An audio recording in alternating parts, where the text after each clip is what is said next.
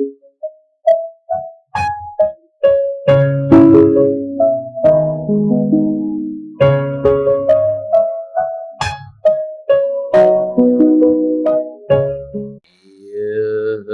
जगत सारा क्षणिक है और आत्मा एक नित्य है। आत्मा का अनुभव बस एकमात्र नित्य है।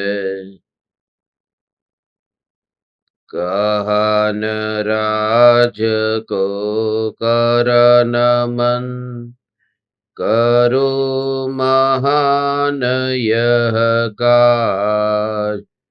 आप्त ज्ञान की प्राप्ति हेत मंगलमय सुख साज। मंगलमय सुख साज।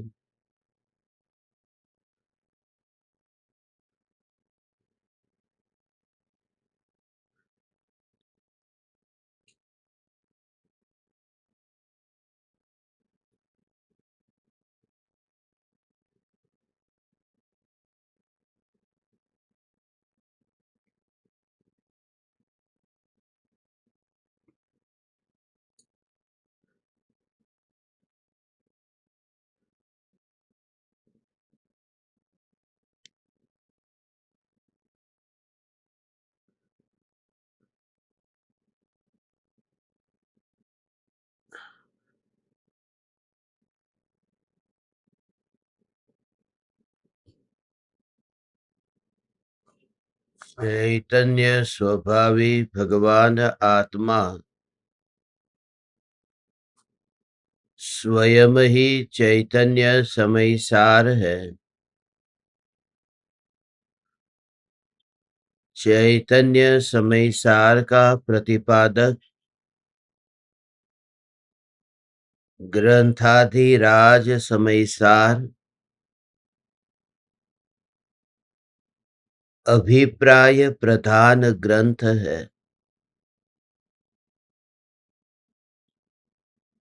दृष्टि के विषयभूत भगवान आत्मा को इस ग्रंथ में समझाया है कि भगवान आत्मा जब निर्विकल्प अनुभव में आता है, तब भगवान आत्मा में दृष्टि कैसे केंद्रित होती है।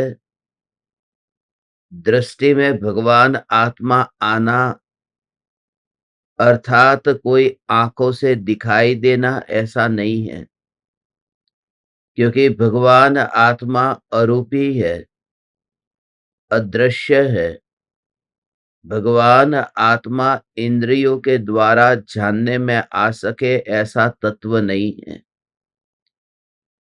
मगर दृष्टि में आने का अर्थ है कि ज्ञानी को देह की प्रत्येक क्रिया के काल में मैं चैतन्य तत्व हूँ, मैं भगवान आत्मा हूँ, ऐसी मान्यता निरंतर नित्य टिकी रहती है। इसे ही दृष्टि में आना कहते हैं। कोई भी कार्य करते समय अंतर में, श्रद्धा में जो मूल प्रयोजनभूत चैतन्य तत्व है, बस यही दृष्टि में बना रहता है। गांव में महिलाएं जब नदी में से, कुएं में से पानी भरकर आती है, तो सिर पर पानी की गागर है, पानी का घड़ा है, और सब सखी एक दूसरे से बात करती हुई वापस आती है। ताली लेती है, ताली देती है, मस्ती मजाक करते हुए भी, रास्ते से आते हुए भी उनकी दृष्टि में यह है कि मेरे सिर पर ये गागर है, घड़ा है जो पानी से भरा है, और उसे सावधानी से घर पर ले जाना है। तो बातचीत करते समय उस स्त्री की दृष्टि में वह जैसे घड़ा है, वह गया नहीं है, वह दृष्टि में टिका हुआ है। ऐसे ही सम्यक दृष्टि ज्ञानी को बातचीत करते समय, हंसते समय, रोते समय, खाते पीते समय और शरीर की प्रत्येक क्रिया के काल में, यहाँ तक कि जागते और सोते समय उनको ये दृष्टि में रहता है कि मैं ध्रुव चैतन्य परमात्मा तत्व ही हूं और शरीर का एक भी परमाणु ये परद्रव्य और क्रोधादि विकारी भाव ये परभाव ये आत्म स्वरूप से अत्यंत दूर है और मैं सत्ता मात्र चैतन्य तत्व हूं। इसलिए शरीर कैसी भी स्थिति में परिवर्तित होता हो, मगर ज्ञान स्वरूप चैतन्य स्वरूप भगवान आत्मा इसमें एकत्व हुआ सो हुआ। शरीर का एकत्व जैसे कहीं भी यात्रा करे तो पलटता नहीं है।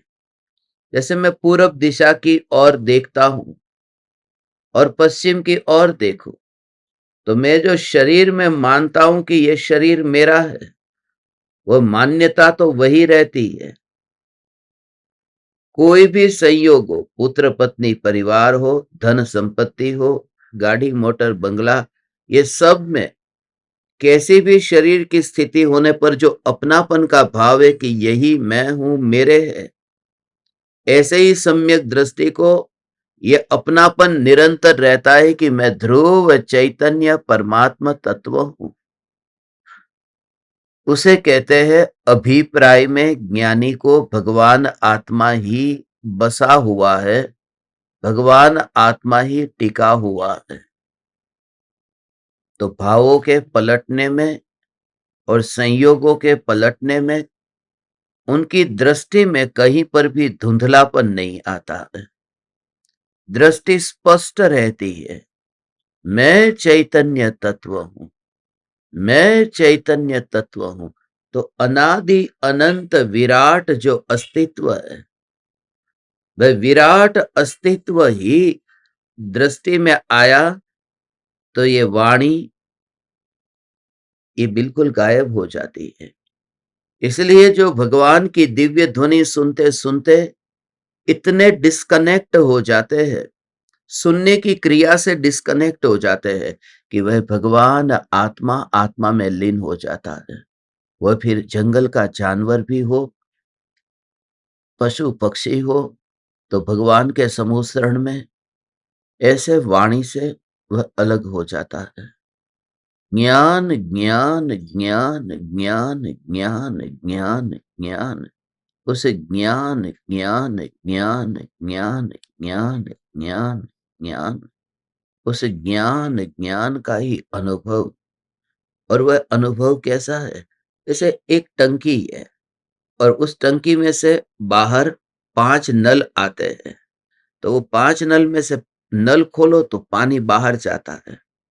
अब ऐसा हुआ कि वो 5 नल बंद हो गए तो पानी बाहर नहीं जाता है, मगर उस टंकी में जो मछली है, उस मछली के लिए अब खतरा नहीं है, क्योंकि मछली की जिंदगी पानी है।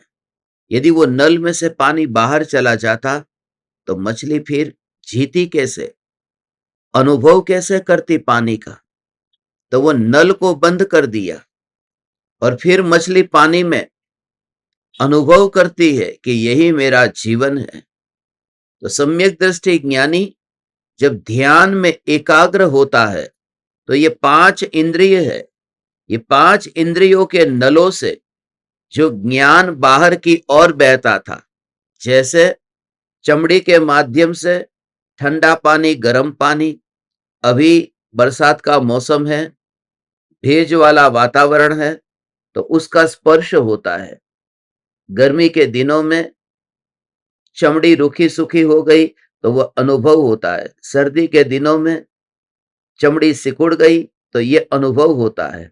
तो ये जो अनुभव होता है वह ज्ञान चमड़ी के माध्यम से ज्ञेय को जो जानता है, ऐसे ही जीभ के माध्यम से रस को जानना, नाक के माध्यम से सुगंध दुर्गंध को जानना, आंख के माध्यम से ये सफेद काला आदि रंग को दृश्य को जानना और कान के माध्यम से ध्वनि को जानना।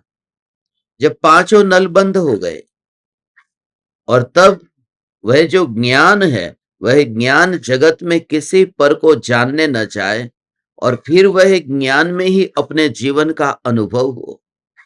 उस ज्ञान से जो अपने जीवन का अनुभव होगा तो इंद्रिया होगी तो सही, मगर इंद्रिया अब कोरी कोरी तुम्हें दिखाई देगी।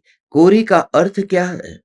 कोरी का अर्थ है कि जब वो नल में से पानी बाहर जाता ही नहीं है, अंदर ही प्रोटेक्ट हो गया, अंदर ही वहां पर पानी रुक गया, तो बाहर जाता नहीं है, तो नल कोरा कोरा हो जाएगा। तो ऐसा ही चैतन्य स्वरूप का अनुभव है कि ये इंद्रियों के परमाणु ऐसे कोरे कोरे, कोरे कोरे माने बिना ज्ञान की अनुभूति के कोरे कोरे हो जाते हैं। इसमें ज्ञान की अनुभूति होती ही नहीं है। बिना ज्ञान की अनुभूति का कोरा कोरा। इसलिए जब शरीर छूटता है तो उसमें से ऐसा कुछ लगता ही नहीं है। अब शरीर की स्थिति पलट जाती है तो उससे कोई फर्क नहीं पड़ता। जैसे अभी वो लोहे का नल है और लोहे का नल, 5 नल है, उसमें लोहे का नल है।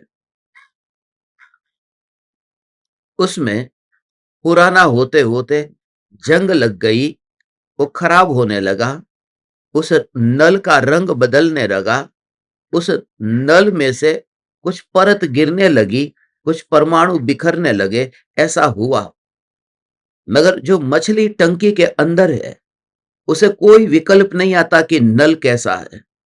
नल पहले स्टील का था, अब उसके ऊपर जो चमक थी वो चमक अब जाने लगी है। मछली तो पानी में ही जैसे तैरती है और जो अनुभव करती है, उस मस्ती को तुम अनुभव करो तो तुम अभी वर्तमान में सम्यक दृष्टि ज्ञानी हो। और ये ज्ञानी किसी ने ठेका नहीं लिया, ये तुम भी उस ज्ञानी की अवस्था को प्राप्त हो सकते हो। निराश हुए बिना सिर्फ अपने ज्ञान को ज्ञान को ही अंतर में अनुभव करना है कि ये बाहर न जाए। अब बाहर न जाए तो क्या? बाहर जाता ही नहीं है। ये मेरा भ्रम है कि ज्ञान बाहर गया, क्योंकि जब मैं टीवी को जानता हूं तो मेरा ज्ञान थोड़ी ना टीवी में चला जाता है। ज्ञान तो ज्ञान में ही रहता है। जब मैं वाणी को जानता हूं उस समय ये ज्ञान वाणी में थोड़ी जाता है। जब मैं टीवी देखता हूं तो आंख थोड़ी टीवी में चली जाएगी। ये दृष्टांत है। टीवी देखते समय आंख शरीर में ही जैसे रहती है और फिर मैं ऐसे नजर कर दूं तो टीवी के ऊपर मेरी आंख का एक भी एटम नहीं है और देख लिया मैंने, मगर एटम कहीं गया नहीं है आंख में से बाहर, आंख यहां से बाहर निकली नहीं।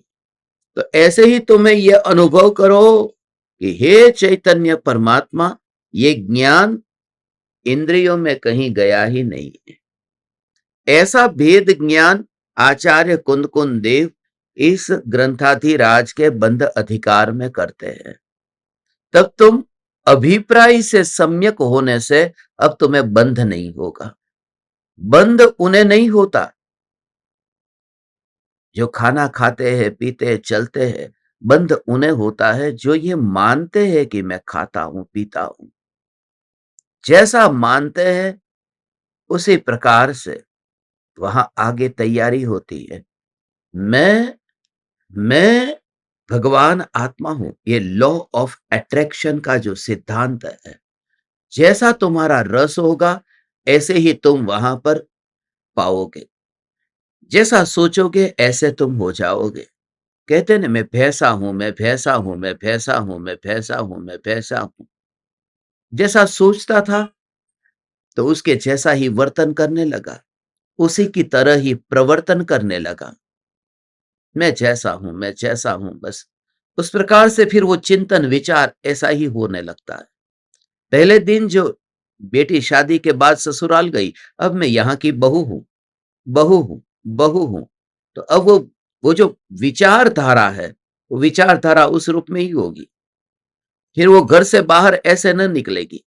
रोज ड्रेस पहन कर जाती थी, अब साड़ी ओढ़ करके जाती है, अब सिर ढक करके जाती है, अब कहीं कहीं मारवाड़ी जैसे होंगे तो घूंघट निकाल कर जाती है। इतनी इतनी, क्योंकि वहां पर दृष्टि में ऐसा है कि मैं यहाँ की बहू हूं। तो जिस प्रकार से तुम सोचते हो, तुम्हारा जीवन भी उसी प्रकार का हो जाता है, उसी तरह से तुम जीवन जीने लगते हो। हे चैतन्य परमात्मा, ये जो चैतन्य चैतन्य चैतन्य चैतन्य चैतन्य चैतन्य चैतन्य चैतन्य चैतन्य की मस्ती है। तुम जो सोचते हो वह तुम हो जाते हो। तुम ये विचार करो, तुम ये अनुभव करो, मैं सिद्ध चैतन्य परमात्मा, मैं सिद्ध, सर्व जीव छे सिद्ध सम, मैं सिद्ध, मैं सिद्ध, मैं सिद्ध, मैं सिद्ध। तो ऑटोमेटिक सिद्ध हो जाएगा, वह मोक्ष में जाएगा। और मैं शरीर हूं, मैं शरीर हूं, मैं शरीर हूं।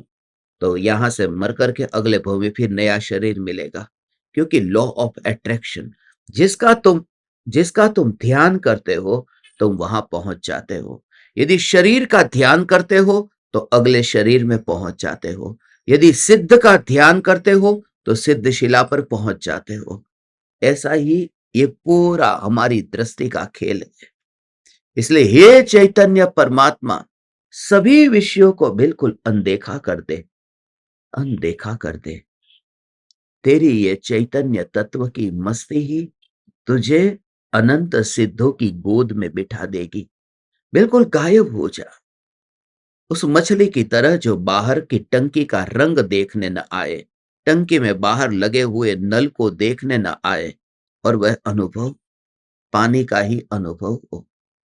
यह समयसार कहता है कि जब तुम अपने साथ ही, जब तुम जीने में इतने व्यस्त हो जाते हो भगवान, बस यही चैतन्य चैतन्य चैतन्य चैतन्य की मस्ती, अस्थि मात्र, अस्थि मात्र उस आकार में, उस रूप रंग में। हाँ, कोई नल सोने का होगा, कोई नल चांदी का होगा, कोई पित्तल का होगा, कोई लोहे का, ऐसे अलग अलग धातुओं से बना हुआ। मगर मछली को लेना देना क्या है? मछली को क्या लेना देना है? कुछ नहीं है, क्योंकि मछली को वहां जाना नहीं है, बाहर निकलना नहीं है। ऐसा ये चैतन्य स्वरूप, मछली को बाहर निकलना नहीं है। ऐसा ये ध्रुव ज्ञायक, ध्रुव ज्ञायक, ध्रुव ज्ञायक, ध्रुव ज्ञायक, ध्रुव ज्ञायक। इसलिए समस्त विकल्पों से मुक्त होकर के इस ज्ञान मात्र को ही देखो। किसके बल पर? कि वहां पर जाना नहीं होता है, उसके बल पर। मेरा वहां पर जाना नहीं होता है, मछली बाहर निकले नहीं। यदि नल को देखने के लिए मछली बाहर आएगी तो टंकी में से बाहर आते ही मछली ही मर जाएगी, क्योंकि पानी उसका जीवन है। इसलिए जो बंद होता है वह भावों से होता है, और ज्ञानी उस भावों में अपनापन नहीं करता है। इसलिए ज्ञानी अबंध है, ज्ञानी को बंध नहीं होता है।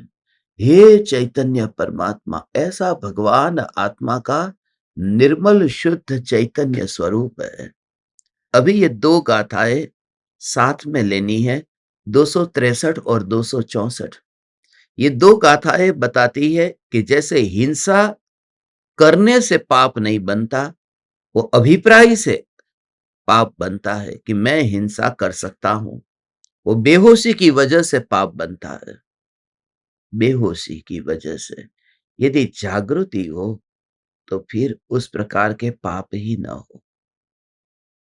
बेहोशी में, जोश में ये पाप होते हैं, जोश में ही जोश में होते हैं। होश हो तो पाप हो नहीं सकते। शराब के नशे में बस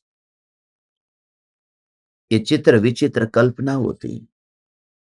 रात को शराब के नशे में आदमी को देखो, कुछ भी पता नहीं है, कहां जा रहा हूं, कुछ भी पता नहीं।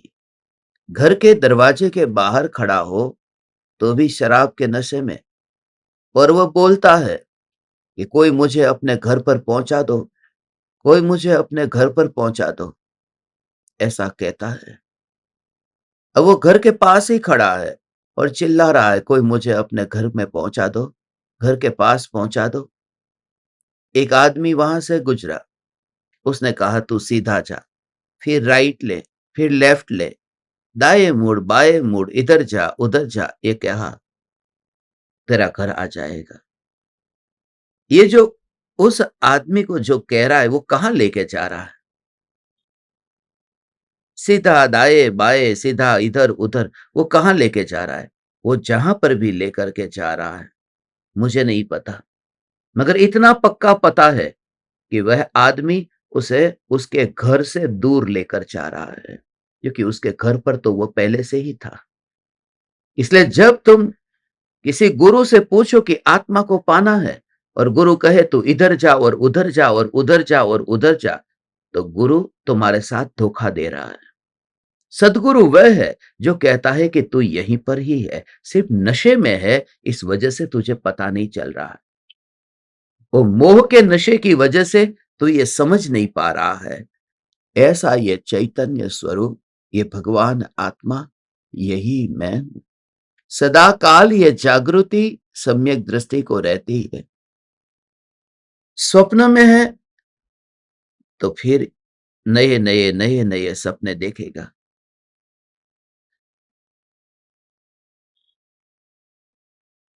सपने में नए नए सपने देखता है। एक आदमी सपने में तितली बन गया कि मैं तितली हूं, मैं तितली हूं, मैं तितली हूं।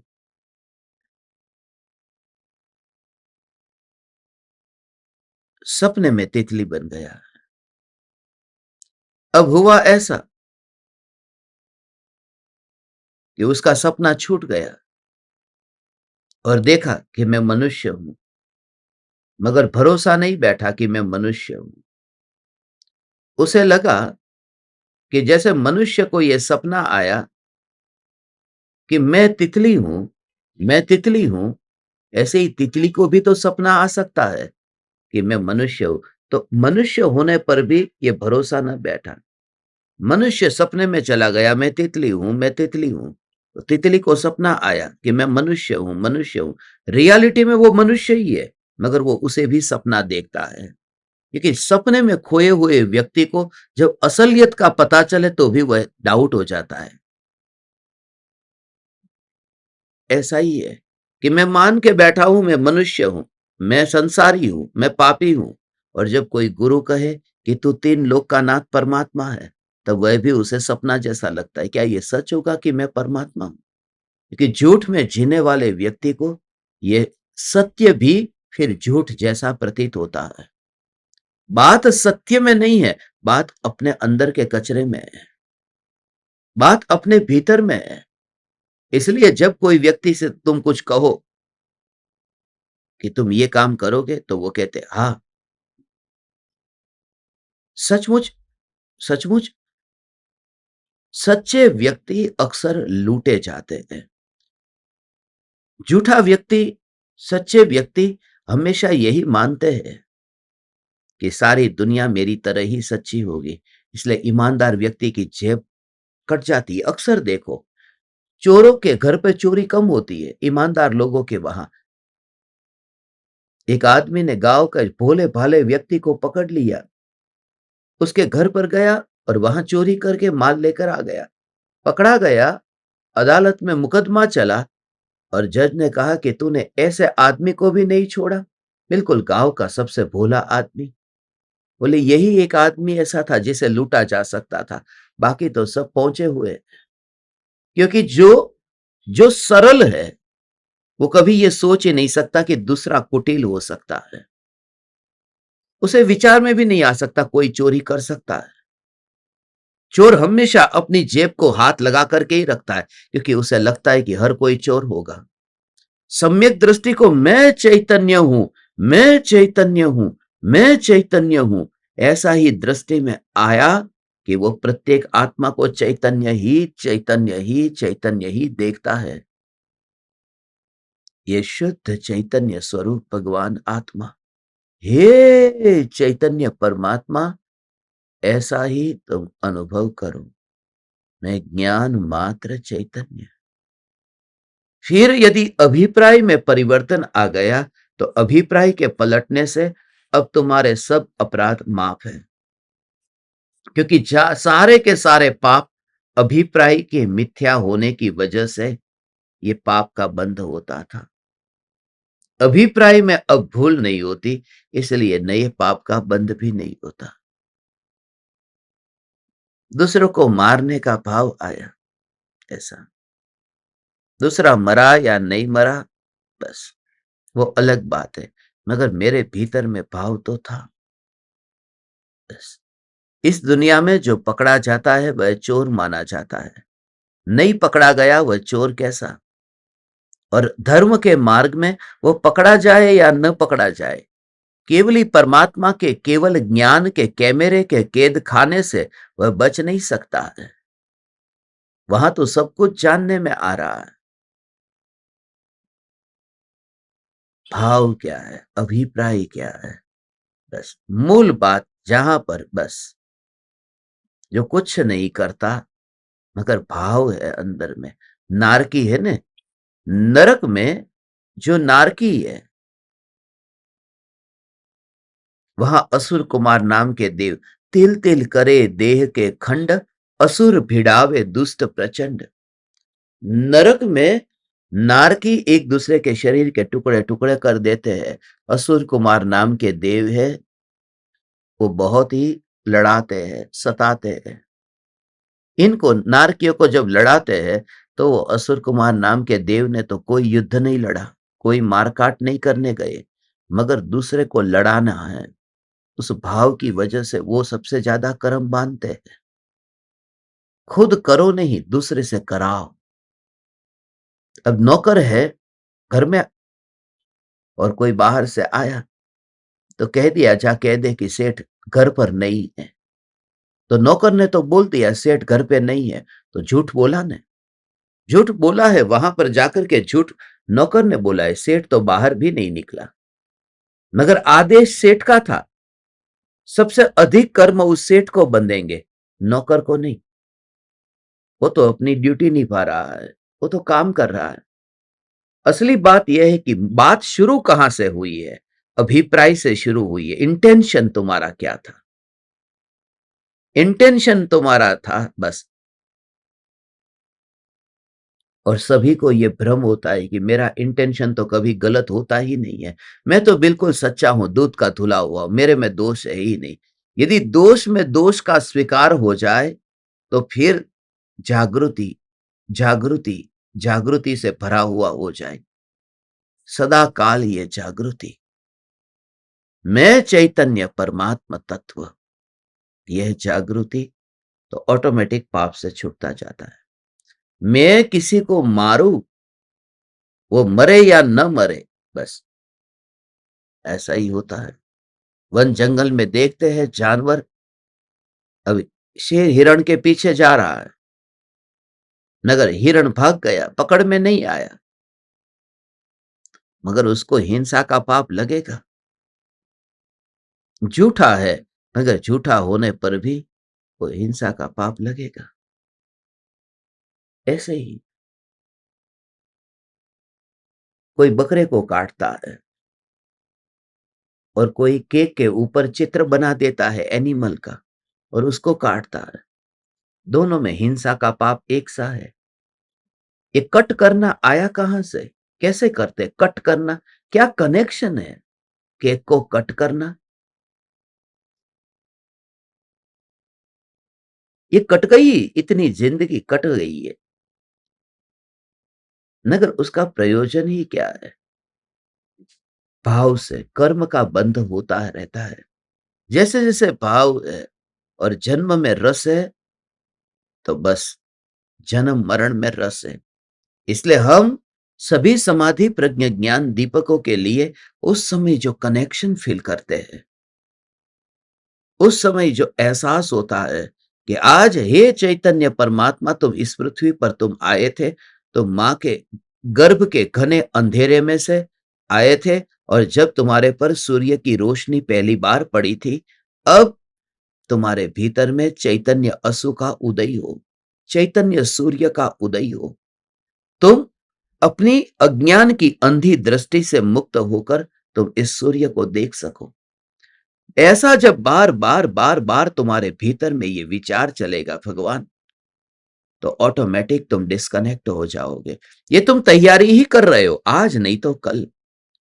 जोश से होश में तुम आ रहे हो, होश में आते जाओ, होश में आओ। बस सहज रूप से, सहज रूप से होश में आने पर नशा दूर होता जाता है।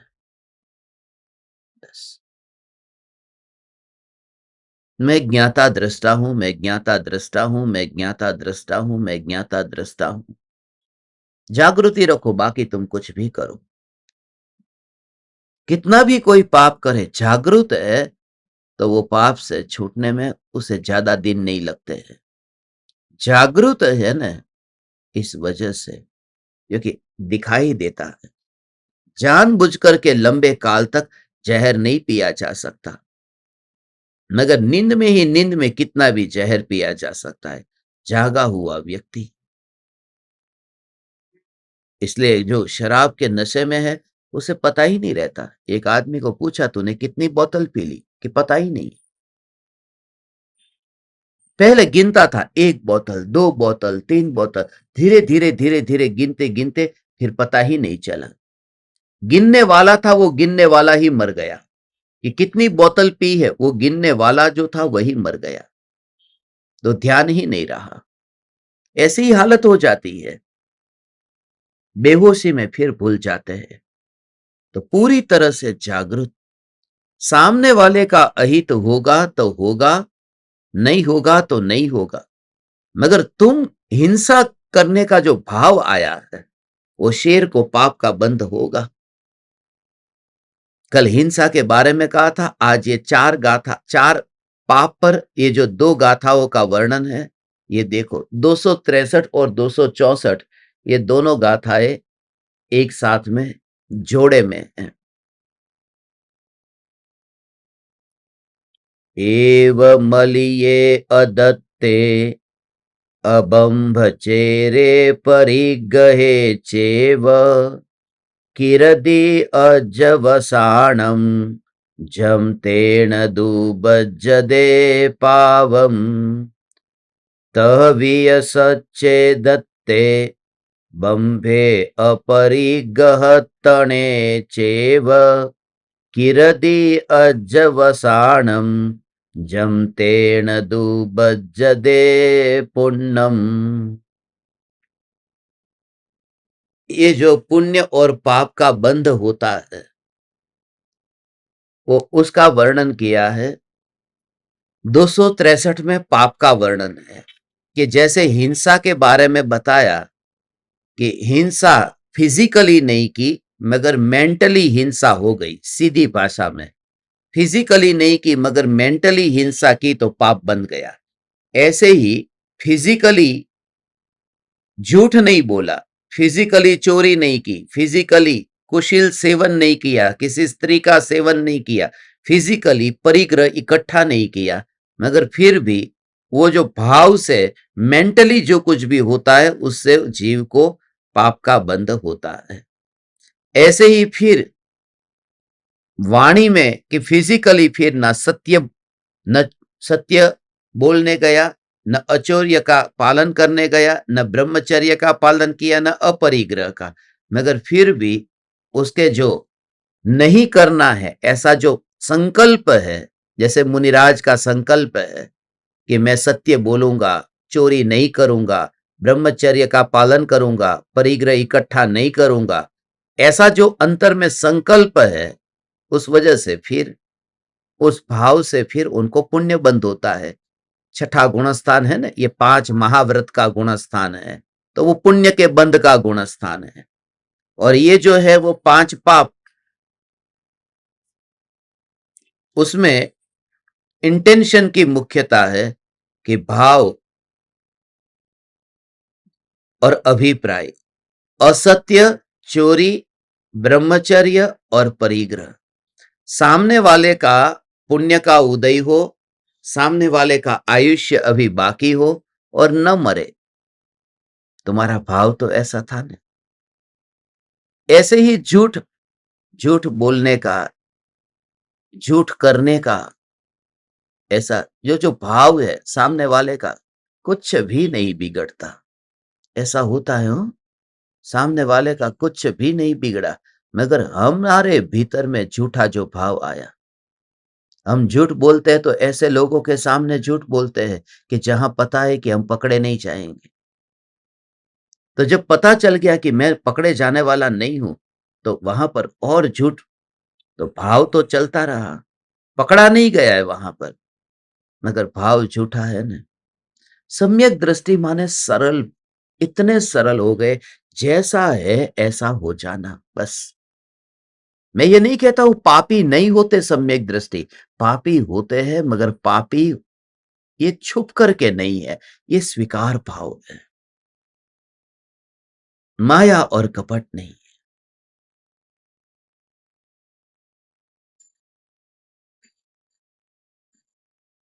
मैं करता हूं, मैं झूठ बोलता हूं, मैं झूठ बोलता हूं, इतना स्वीकार हो तो व्यक्ति ने सच बोलने की शुरुआत कर दी। क्योंकि झूठ बोलता हूं, ये स्वीकार भी तो एक सच है, और यह बहुत बड़ा स्वीकार है कि मैं झूठ बोलता हूं। मैं आपसे कहता हूं, यदि आप ऐसी आदत डालते जाएंगे तो ऐसा हो जाएगा। एक दिन अपने आप ऐसे हो जाएंगे। बस मैं स्वीकार करता हूं कि मैं झूठ बोलता हूं, रोज झूठ बोलता रहे, और ये करे ये करे, आ ओ हो,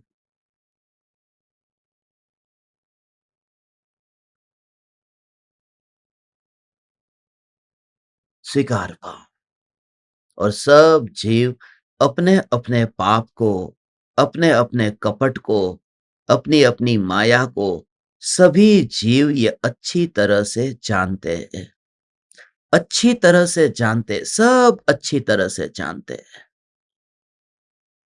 तुम जानते हो कि तुमने क्या पाप किया है, तुम जानते हो, तो तुम्हें कर्म बंधेगा। वो सामने वाले का पुण्य का उदय इतना है, सामने वाले का पुण्य का उदय ही ऐसा है। मगर तुम्हारा जो इंटेंशन था, तुमने जो झूठ किया है, उस झूठ का पाप का कर्म तो तुम्हें कौन से भव में जाकर के भोगना पड़ेगा। भाई भाई के बीच में होता है, भाई बहन के बीच में होता है। ये रिश्ते में देखो ना, प्रॉपर्टी के पेपर में कितना झूठ करते हैं।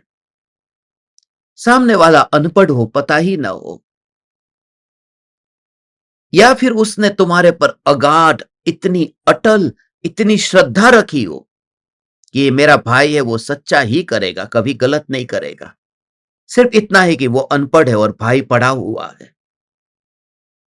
और उसने कहा कि ये रहा देखो, 100 रुपये का स्टैंप, नीचे सिग्नेचर कर दो तुम। और उसने कर दिया। समझना, ये जो सिग्नेचर कर दिया उसने, तो तुमने कहा कि नहीं नहीं नहीं, इसका तो ऐसे ही करके रखो, कभी कुछ काम में आएगा। क्योंकि झूठ बोलने वाला कुछ भी कर सकता है। अब उसने फिर उसका प्रॉपर्टी का पूरा फिर पेपर चेक अपने नाम पर कुछ ना कुछ लिखवा दिया, जो उसको फायदा होता था ऐसा काम करा दिया। अब ये जो अनपढ़ भाई है, वो अनपढ़ भाई, उसका महापुण्य का उदय आया। समझो उसको कोई लॉटरी लग गई। अब तुम, उसको लॉटरी लगी और करोड़ों का मालिक हो गया। तुमने तो उसकी संपत्ति छीननी चाहिए थी, मगर सामने वाले को अब मिल गया। अब छोटे भाई को मिल गया, करोड़ों रुपए मिले। तुम उनको करोड़ों रुपए जो मिलने वाले थे उसको रोक नहीं पाए। करोड़ों रुपए तो उसको मिलेंगे ही, क्योंकि उसका पुण्य का उदय है। उसके पुण्य को तुम कहां छीनोगे? तुमने झूठा सिग्नेचर करा दिया, तुमने झूठा सिग्नेचर करा दिया, उसके सामने तुम झूठ बोले हो, मगर उसके पुण्य को तुम कैसे छीनोगे? तो उसको तो धन मिलना था, वो मिलेगा, और ज्यादा मिलेगा, और ज्यादा मिलेगा। मगर तुम पाप से छूटने के लिए अब तुम कहां जाओगे? और जरा विचार कर लो, यदि वो मर गया तब तो तुम उसका चुकता करने कहां जाओगे? कितने कितने भव लेने पड़ेंगे। इसलिए ये मत समझना कि जो अनपढ़ है वो गवार है। वो बहुत तुम पर श्रद्धा करता है, पूरी श्रद्धा करता है। वो तुम्हें दिलो जान से चाहता है, इसलिए आंख बंद कर सिग्नेचर कराता है। ये परिवार परिवार में बहुत होता है ऐसा। इसलिए मैं आपको सावधान करता हूं कि सामने वाले का अहित होगा तो होगा, सामने वाले का लूटना वो होगा तो होगा, मगर तुम्हारे भीतर में जो भाव पड़ा है झूठ का, उसकी वजह से तुम्हें तो कर्म बंधे के ही बंधेंगे। तुम ये मत समझना कि तुम बुद्धिमान हो, और यदि तुमने पहले किया हो तो सबसे पहला उपाय यह है कि उसके चरणों में जाकर के गिर जाना, उसके चरणों के अंदर जाकर के गिर जाना, रो लेना और कह देना मुझे माफ करो, मैंने ये अपराध किया था। और मैं आपसे कहता हूं तुम इतने कर्म से मुक्त हो जाओगे कि बस हल्के हो जाओगे। मैंने तुम्हारे साथ झूठ किया था, मगर उसके लिए तुम्हारे भीतर में साहस होना चाहिए। तुम्हें गुरु की वाणी हृदय को छूनी चाहिए। और क्या मिलने वाला है? तुम कितना कितना इकट्ठा कर लोगे? झूठा सिग्नेचर कराकर तुम कितना इकट्ठा कर लोगे? અને ગુજરાતીમાં તો કહેવાય જે ભણેલા નથી પણ ગણેલા છે। जो पढ़े लिखे नहीं है मगर उसको सब पता चलता है, ये जानते हुए भी वो अपने भाई पर श्रद्धा करता है। भाई भाई के बीच में ये अंदर अंदर होता है, बहुत होता है। एक भाई है, एक बहन है, बहन चली गई ससुराल, मगर अंदर में ये है कि वो तो ससुराल जाने वाली है।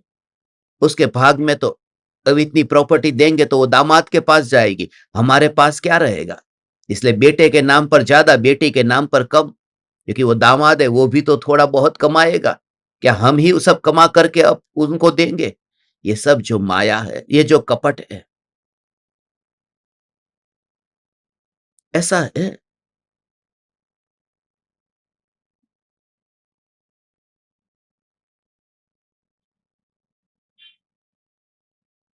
कितने कितने ऐसे हमारे हमारे वहां पर, इतने कितने कितने हमारे रिश्तेदार में ऐसा हुआ। अब बेटा जवान है और अहमदाबाद में अटैक आ गया। अब वो बहू है, अब बहू क्या करेगी, कहां जाएगी?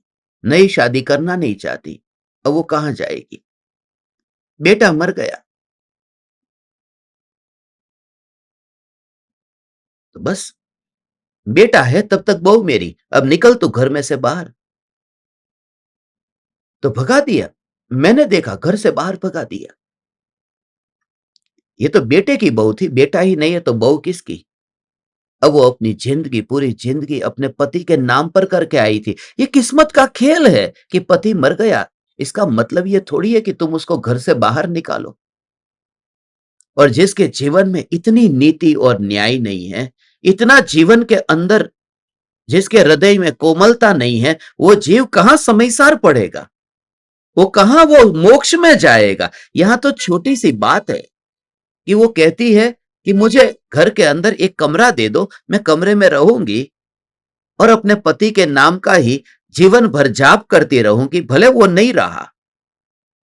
ऐसे ये तो दृष्टांत दे रहा हूं। ऐसे तो जीवन में न जाने कितनी झूठी वृत्ति हमारे अंदर उठती है। और पढ़ते हैं हम समय सार को, पढ़ते हैं हम परम कृपालु देव की आत्म सिद्धि को। उसका पति नहीं रहा, उसके लिए वो क्या करे? उसकी जिंदगी ऐसी थी, उसके लिए वो क्या करे? और तुम्हारा भी बुढ़ापा आ गया, तुम्हारे भी 80 साल पूरे हुए, 90 साल पूरे हुए, और कोई नहीं है। अब कोई तुम्हारे पीछे कोई नहीं है, वो बहू ही है और कोई नहीं है। मगर मरते दम तक वो रुपया छूटता नहीं है हाथ से। अभी तो मैं जिंदा हूं ना, बाद में जो होगा सो होगा। तेरे जाने के बाद में वही मालकिन बन जाने वाली है। सब सब पता है, तो ऐसे बुरे भाव, कपट और झूठ लेकर के क्यों जाना? झूठ की वजह से, झूठ बोला नहीं है, समाज में किसी को पता नहीं है, छुप छुप करके बात रखी है। इसलिए यदि तुमने झूठे कोई भी काम किए तो अभी ही तुम लौट आओ। उनको कहो तुम, मुझे माफ करना, मैंने तुम्हारे साथ झूठ किया है। तुरंत ही तुम छूट जाओगे,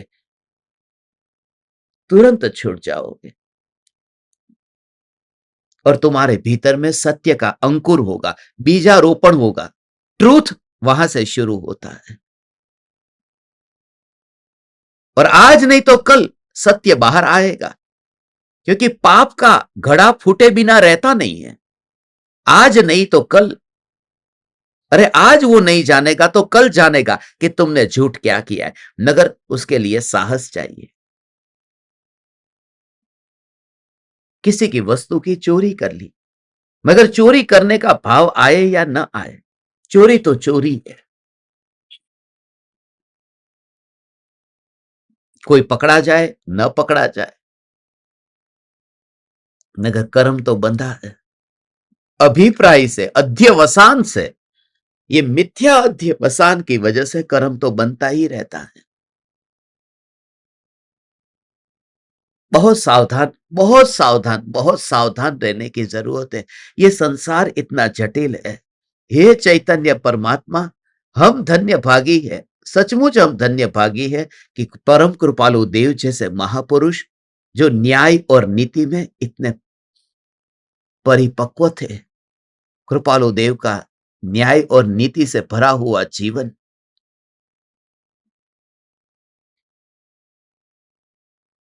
वो व्यापारी की चिट्ठी फाड़ करके फेंक दी थी ना, चिट्ठी फाड़ दी। वो माल नहीं बेचना था, फिर भी बेच दिया। वो दोबारा आया और चिट्ठी फाड़ के फेंक दी। कृपालु देव कहते हैं, कैसे कृपालु देव? जा ले जा, तारो माल ले जा, जा पाछो ले जा, जा वापिस लेके जा, माल लेके जा। नहीं बेचना है, कोई बात नहीं, माल लेकर के जा, वापिस जा, कोई बात नहीं। रायचंद दूध पीवे छे, कोईનું લોહી નથી पीतो। वो जो है ना अंदर से, कि वो नीति को बताता है। समाज में हम रहते हैं, मेरे से मैं कुछ भी गलत न करूं, कुछ भी गलत न, सत्य सत्य सत्य, बस, झूठा नहीं, सत्य। आधी रात को भी आपको जरूरत हो तो आप बताना, हम आपके लिए तैयार बैठे हुए। और एक बार फोन करो कि जरूरत है, अरे वो तो व्यवहार नहीं पा रहे थे। ये असत्य जो कपट भीतर में पड़ा हुआ है, वह आत्मा तक कैसे ले जाएगा? तो सत्य सत्य सत्य, अंदर से अभिप्राय से सत्य हो जा। मैं तो व्यवहार निभा रहा था, मैं तो ड्यूटी निभा रहा था।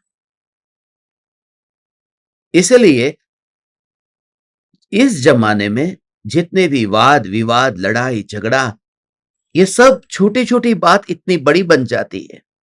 भाई भाइयों में, बाप के जाने के बाद में कोर्ट कचहरी में जाना पड़ता है। इसलिए थोड़ा ढीला छोड़ दे।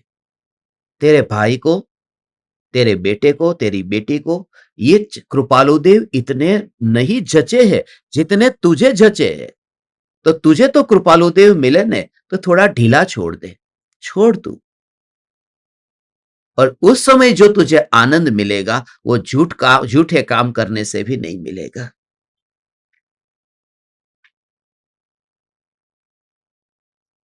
ऐसे ही चोरी, चोरी नहीं की, मगर चोरी करने का भाव तो पड़ा है, पकड़ा नहीं गया। इनकम टैक्स में, सेल टैक्स में, वेल्थ टैक्स में, अलग अलग टैक्स में पकड़ा नहीं गया, मगर भाव था, अंदर का अभिप्राय था, बस उसे पाप तो बंधेगा।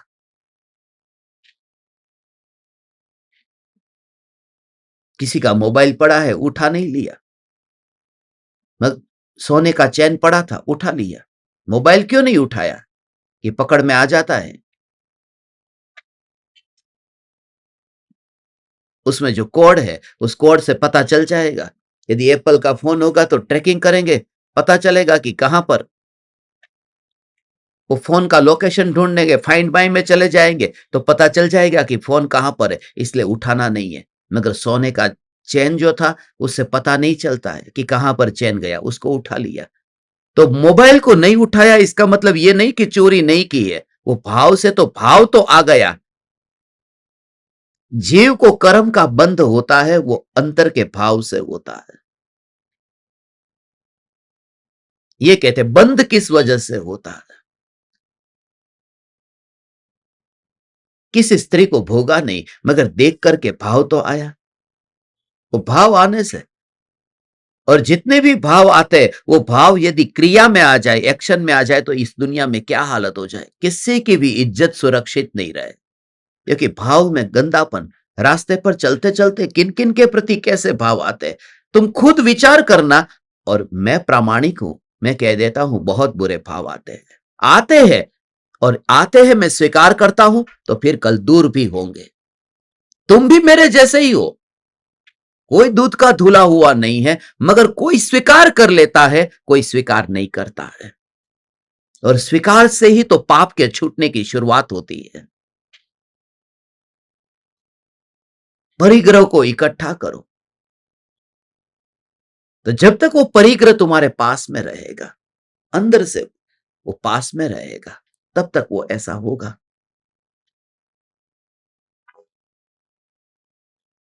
और वो तब तक वो पाप बनता रहेगा, चोरी का, असत्य का, सब। वो परिग्रह में इसीलिए तो पाप ज्यादा लगता है। नरक का कारण परिग्रह क्यों है? इस वजह से है। कोई भी गाड़ी आप लेकर के घर में कोई परिग्रह, मानो ऐसा समझो कि इनकम टैक्स की चोरी की, किसी के साथ में झूठा काम किया था, और वो चोरी करके फिर वहां पर घर में शोपीस ला करके रख दिया। वो जो शोपीस घर में रखा है, जब तक वो शोपीस अपने घर में रखोगे तब तक वो परिग्रह का पाप तो लगता ही रहेगा। ऐसा नहीं है कि जिस साल में तुमने, कौन से साल में इनकम टैक्स की चोरी करके ये शोपीस लाए थे, वो 20 साल तक तुम्हारे घर में वो शोपीस रहेगा, उसका पाप तो लगेगा। परिग्रह नाम का पाप तो लगेगा ना। उसका क्या करोगे कि मैंने तो यूज ही नहीं किया। यूज नहीं किया तो बहुत अच्छा काम किया। तुम अपने घर में पार्किंग में, गैरेज में तुमने गाड़ी रखी है, तुमने कहा कि मैंने तो इस गाड़ी को यूज ही नहीं किया, मैं इसका वेल्थ टैक्स क्यों दूं? वेल्थ टैक्स तुम्हें देना पड़ेगा क्योंकि वो गाड़ी तुम्हारे नाम पर है। तुमने उपयोग नहीं किया तो इतना लाभ हुआ कि तुम्हारी गाड़ी का पेट्रोल कम खाया उसने, तो पेट्रोल का पैसा बच जाएगा, मगर वेल्थ टैक्स तो देना ही पड़ेगा। तो जो परिग्रह हमने रखा है, भले हम भोगे या न भोगे, मगर भाव तो यह है कि परिग्रह को भोग। और घर के कोने में शोपीस की कोई जरूरत नहीं है। मैंने ऐसे लोगों को देखा है कि चारों ओर शोपीस ही शोपीस भरे हुए हैं। एकाध बड़ी तस्वीर परम कृपालु देव की रख सकते थे, एकाध तस्वीर गुरुदेव की रख सकते थे, कुछ ऐसे वचन लिख करके रख सकते हैं, चैतन्य चैतन्य चैतन्य, ये भी तो तुम लिख करके रख सकते थे। ये क्यों नहीं रखा?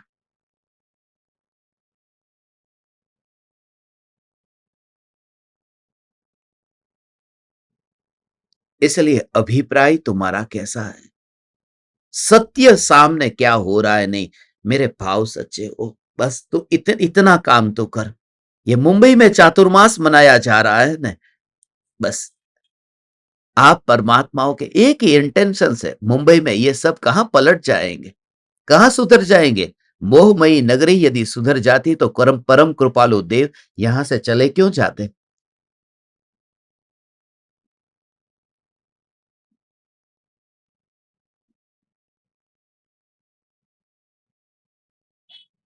मगर कोई सुपात्र जीव पलट भी सकता है। इस नगरी में परम कृपालु देव झवेरी बाजार में यदि अलिप्त होकर रह सकते हैं, तो फिर हम क्यों नहीं रह सकते? पूज्य गुरुदेव श्री कांजी स्वामी मुंबई के जसलोक हॉस्पिटल में, ये दोनों महापुरुष देखो, जसलोक हॉस्पिटल और झवेरी बाजार, ये दोनों का कनेक्शन परम कृपालु देव और गुरुदेव श्री कांजी स्वामी, बस ये दो के ही चक्कर। मैंने ज्यादातर 2 के ही चक्कर काटे। झवेरी बाजार से पैडर रोड जाता तो पढ़ाने के लिए, ऐसे ही। और हर जगह पर ये दोनों महापुरुष याद आते। झवेरी बाजार आता तो कृपालु देव का विचरण याद आता, और पैडर रोड पर जसलोक हॉस्पिटल में वहां गुरुदेव का अंतिम अंतिम समय पर देह त्याग करना। इतने वर्षों तक ये भूमि, और ऐसा अंतर से भाव आया कि कोई एकाध जीव को मैं यहां मुंबई में लेने के लिए आया हूं। इसलिए ये चातुर्मास का भी भाव आया है।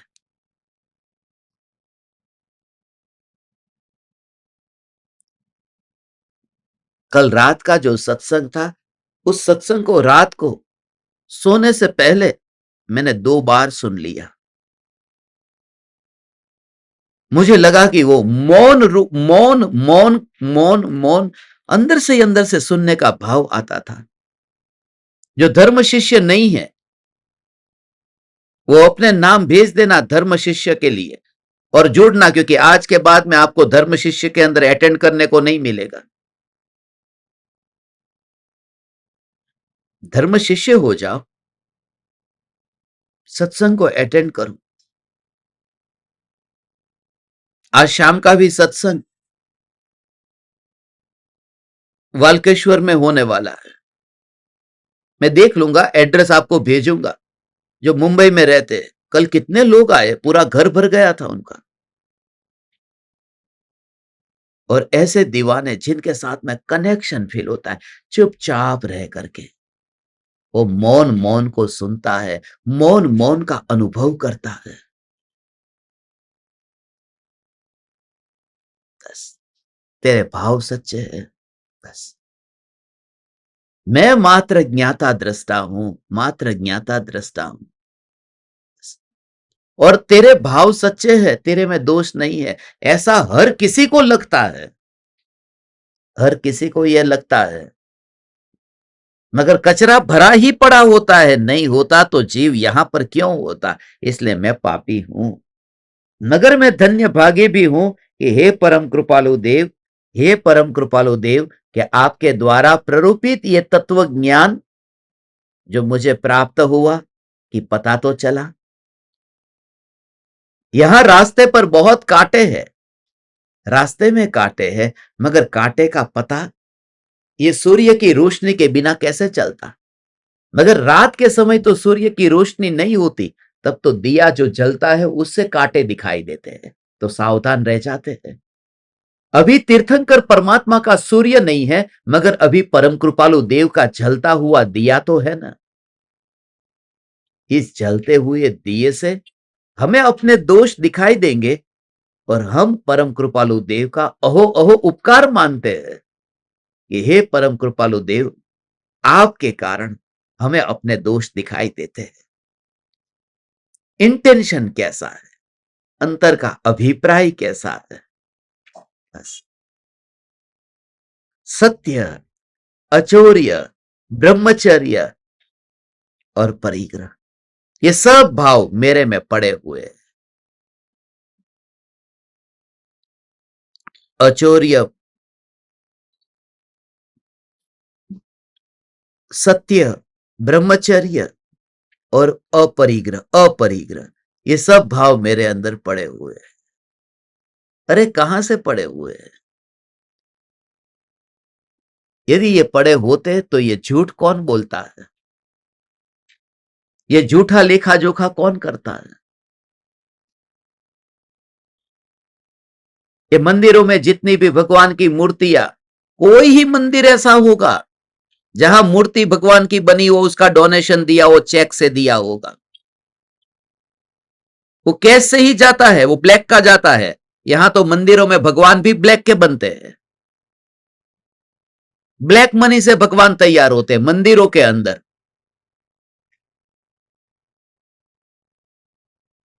और फिर उस भगवान के सामने जाकर जिंदगी भर हम कहते हैं, हे भगवान हमें कुछ सद्बुद्धि दो, सत्य की बुद्धि प्रकट हो जाए।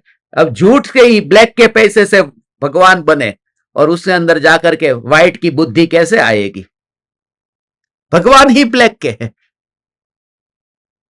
मगर है मार्बल के, बिल्कुल चमकते। मार्बल जोरदार था,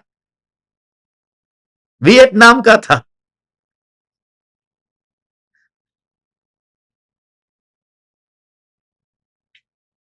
मैं पापी हूं, मैं पापी हूं, मैं स्वीकार करता हूं, मैं पापी हूं, मैं पापी हूं, मैं स्वीकार करता हूं, मैं पापी हूं, हे परम कृपालु देव, मैं पापी हूं, मैं अनछना पानी पीता हूं, मैं पापी हूं, मैं बिस्लरी के अलावा नहीं पीता हूं, मैं पापी हूं, मैं झूठ बोलता हूं, मैं पापी हूं,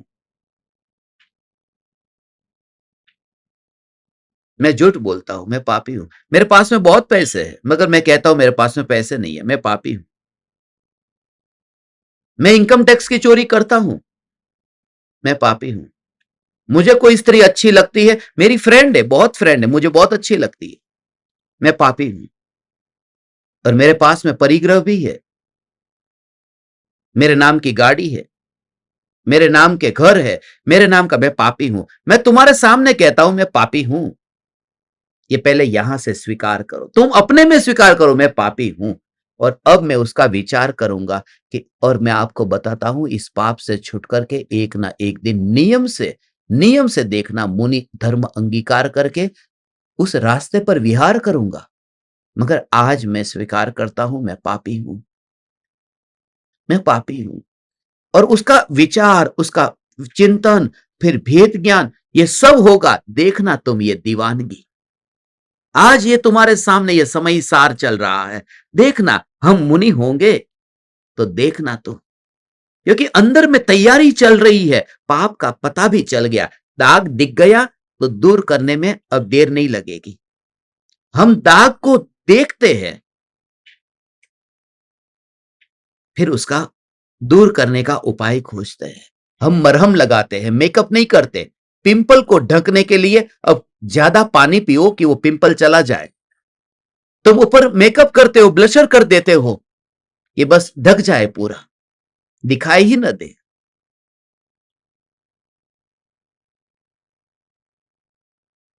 पूरा जीवन ही झूठ वाला ही जीवन जीवन है, और वो भाव से ऐसा है, बस पूरी जिंदगी ही झूठ, सत्य था कि मैं नग्न था, पहले ही झूठ ये आ गया कि कपड़े पहन करके निकले, इसलिए तो मुनिराज नग्न है, क्योंकि सत्य वो ही था जो मां के गर्भ से निकला था, वो रियलिटी थी, ये तो सबसे बड़ा झूठ है,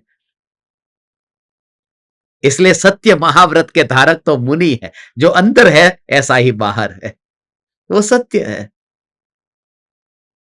यहां तो पूरी जिंदगी ही चेहरे पर जितना मेकअप लगाया, ब्लशर लगाया, ये सब झूठा है, अब आईब्रो किया है तो वहां पर काले है ही नहीं, मगर वो भी झूठा है, अब आई शेडो किया वो भी झूठा ही है, अब आई लाइनर किया वो सब झूठा ही झूठा है, इसमें सच्चा क्या है, सब झूठा है, तुम ये करते समय देखना, अब हाथ में नाखून तुमने जो, कितने बड़े बड़े नाखून वाली लड़कियां होती है, ये बड़े नाखून होते, वो झूठे नाखून है,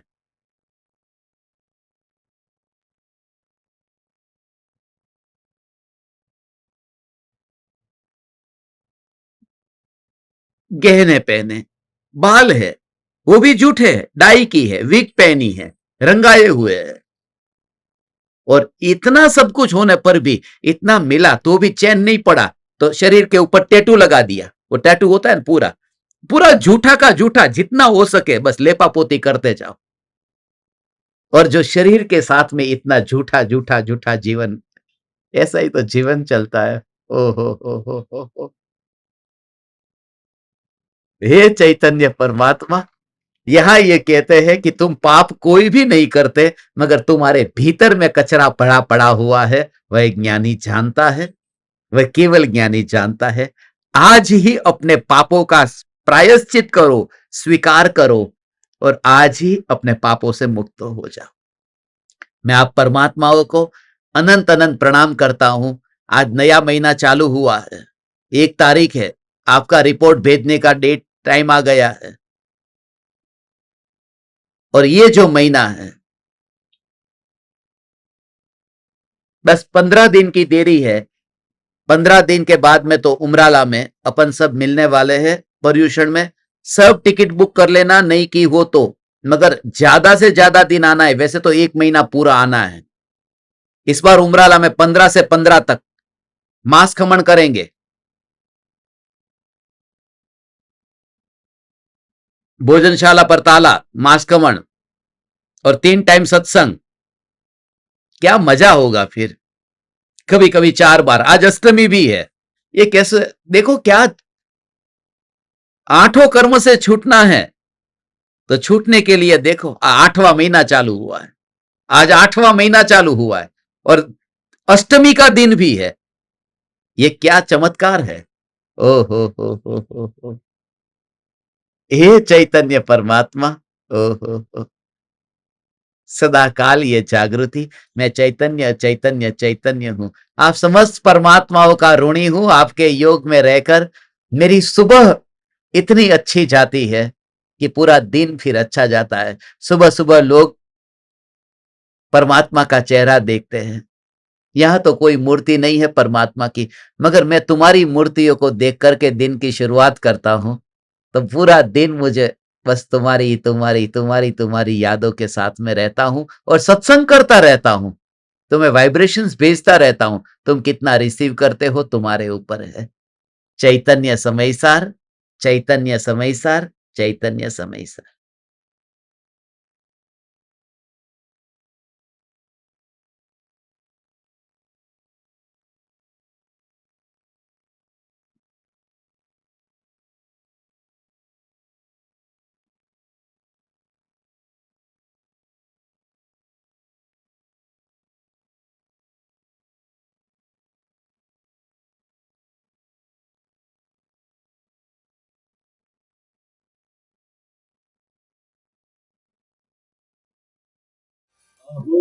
अहो श्री सद्गुरु करुणा सिंधु अपार, इस पामर पर प्रभु किया आहो आहो उपकार, आहो आहो उपकार। देह सहित जिनकी दशा भरते देहातीत, उन ज्ञानी के चरण में हो वंदन अगणित, हो वंदन अगणित।